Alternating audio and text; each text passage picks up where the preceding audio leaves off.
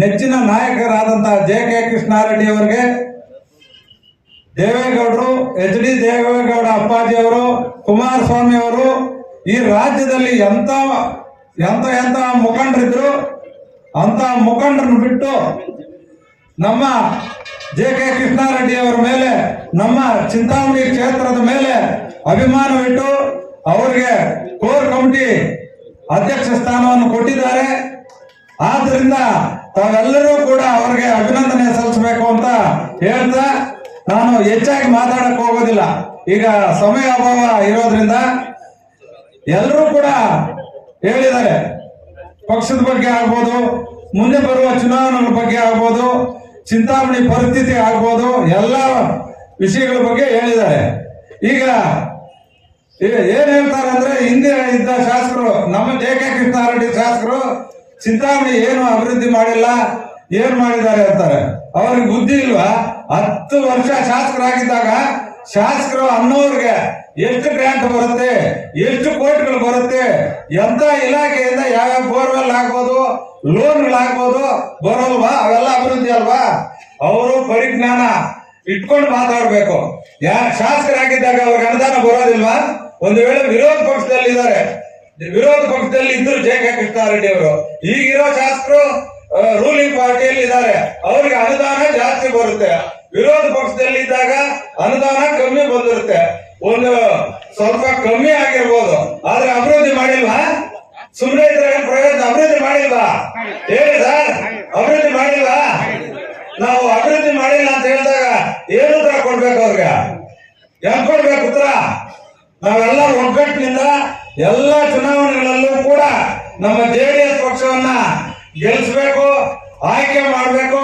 ನಮ್ಮ ಜೆ.ಕೆ. ಕೃಷ್ಣಾರೆಡ್ಡಿ ಅವರ ಮೇಲೆ ನಂಬಿಕೆ ಇಟ್ಟು ಆಶೀರ್ವಾದ ಮಾಡಿರೋದ್ರಿಂದ ದೇವೇಗೌಡ ಅಪ್ಪಾಜಿ ಅವರು ಮುಂದಿನ ದಿನಗಳಲ್ಲಿ ಚಿಂತಾಮಣಿಯಿಂದ ಹಿಡಿದು ಎಲ್ಲ ರಾಜ್ಯದಲ್ಲಿ ಜೆಡಿಎಸ್ ಮತ್ತು ಬಿಜೆಪಿ ಸರ್ಕಾರ ಬರೋ ತರ ನಾವೆಲ್ಲರೂ ಚಿಂತಾಮಣಿಯಿಂದ ಪಣ ತೊಟ್ಟು ನಾವೆಲ್ಲರೂ ಕೂಡ ಕೆಲಸ ಮಾಡಬೇಕು ಅಂತ ಈ ಸಭೆಯಲ್ಲಿ ನಾನು ಹೇಳ್ತಾ ಇದ್ದೇನೆ. ಅದೇ ರೀತಿಯಾಗಿ ನಾವೆಲ್ಲರೂ ಕೂಡ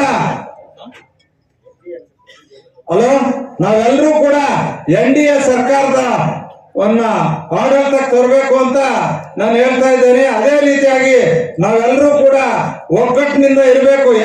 ಯಾರಿಗೂ ಏನ್ ಭಯ ಪಡೋ ಕೆಲಸ ಇಲ್ಲ.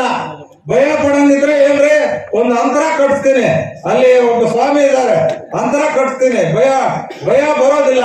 ಅರ್ಥ ಆಯ್ತಾ? ನಾನೇನು ತಮಾಷೆಗೆ ಹೇಳ್ತಾ ಇಲ್ಲ.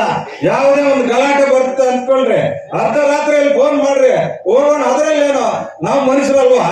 ಅವರೇನು ಮನುಷ್ಯರು? ನಾವಲ್ವಾ ಮನುಷ್ಯರು? ಯಾಕೆ ಭಯ ಬೀಳ್ಬೇಕು? ಯಾಕೆ ಒಗ್ಗಟ್ಟಿನಿಂದ ಇರಬಾರ್ದ? ಅವ್ರಿಗೆ ಬಂದಿದ್ಯಾ ಅಧಿಕಾರ? ಅವರು ನಮ್ಮ ನಾಯಕರು ಅಲ್ಲಿಂದ ಬಂದು ಚಿಂತಾಮಣಿಯಲ್ಲಿ ಸೇವೆ ಮಾಡಬೇಕು. ಚಿಂತಾಮಣಿ ಪರಿಸ್ಥಿತಿ ಹಿಂಗಿದೆ, ಚಿಂತಾಮಣಿಯಲ್ಲಿ ಜನರಿಗೆ ತೊಂದರೆ ಆಗಿದೆ ಅಂತ ಬಂದಾಗ ಅವರು ಸೋದ್ರು ಕೂಡ ಇಲ್ಲಿ ಧೈರ್ಯವಾಗಿರೋವಾಗ ನಾವೇನ್ ಮಾಡ್ಬೇಕು ಹೇಳ್ರಿ? ಹೇಳಿ, ಏನ್ ಮಾಡ್ಬೇಕು ನಾವು? ಧೈರ್ಯವಾಗಿರ್ಬೇಕು, ಅವ್ರಿಗೂ ಧೈರ್ಯ ತುಂಬಬೇಕು. ಈಗ ಒಂದು ಉದಾಹರಣೆ ಹೇಳ್ತಾನೆ. ತೆಂಗಿನ ಮರ ನಮ್ದು, ನಾವೆಲ್ಲರೂ ರೈತರೇ ಜಾಸ್ತಿ. ತೆಂಗಿನ ಮರ ಹತ್ತವನ್ನ ಏನು ಟಕ ಮನೆಗೆ ಕೊಡ್ಬೋದ ಅಂದ್ರೆ ಹತ್ತನವನ ಹಂಗೆ ಜೆ.ಕೆ. ಕೃಷ್ಣಾರೆಡ್ಡಿ ಅವ್ರು ಇನ್ನ ಪ್ರೋತ್ಸಾಹ ಮಾಡ್ಬೇಕು, ಎನ್ಕರೇಜ್ ಮಾಡ್ಬೇಕು. ಸರ್ ನಾವ್ ಇದೀವಿ ಹೋಗ್ರಿ ಅನ್ಬೇಕು, ಅನ್ಬೇಕ ಬೇಡವಾ?